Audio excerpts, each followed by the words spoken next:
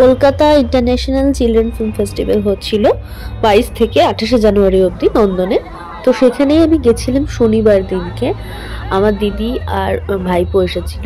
আমি এর আগে কোনোদিনও চিলড্রেন ফিল্ম ফেস্টিভ্যালে যাইনি, নর্মালটাই গেছি। তো এইবারে গিয়ে বেশ ভালোই লাগলো।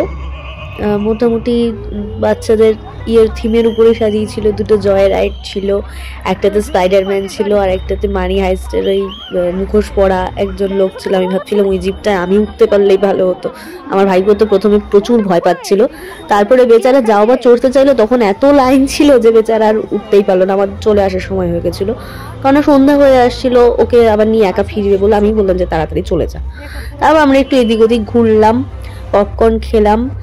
অন্যান্যবার নন্দনে গেলে আমি আর দিদি মোটামুটি পাপড়ি চাট খাই, কারণ আমরা পাপড়ি চাট খেতে খুব ভালোবাসি। সেদিনকে আমি খাইনি বিকজ আমার শরীরটা খুবই খারাপ ছিল, শরীর পারমিট করছিল না। কারণ সকাল থেকে আমার এই ছানাটা শরীর খারাপ বলে ওকে নিয়ে ডাক্তারের কাছে যাওয়া ছিল, প্লাস আমার তার আগের দিন বিয়ে বাড়ি ছিল।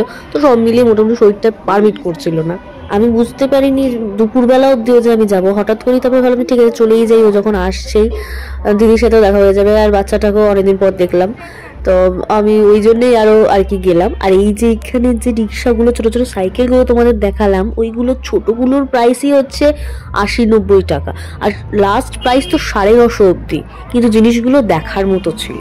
আর তারপরে একটুখানি সন্ধ্যাবেলার পরে মানে 5:30টার পর তো লাইটগুলো জ্বলে গেল। লাইটগুলো জ্বলছিলই, অন্ধকার হওয়ার অপেক্ষা করছিলাম আমরা। তো লাইটগুলো দেখার পরে মানে আরো বেশি ভালো লাগছিল। এখানে যে ফার্স্টেই দেখো ফ্রোজেনের থিম করেছে, প্লাস ওখানে হ্যারি পটারের লাইব্রেরি। কিন্তু এইখানে না ভিতরটা ঢুকতে দিচ্ছিল না। দেখো এখানে একটা ব্যারিকেড করা, ওখানে যারা ঢুকছে ওদের প্রথমে আলাদা কোনো পারমিশন লাগছিল ঢুকতে, আমরা ঢুকতে পারিনি। তো বেশ ভালোই লাগলো সব মিলিয়ে। আর এই হচ্ছে আমার ভাইকে পাগলামি।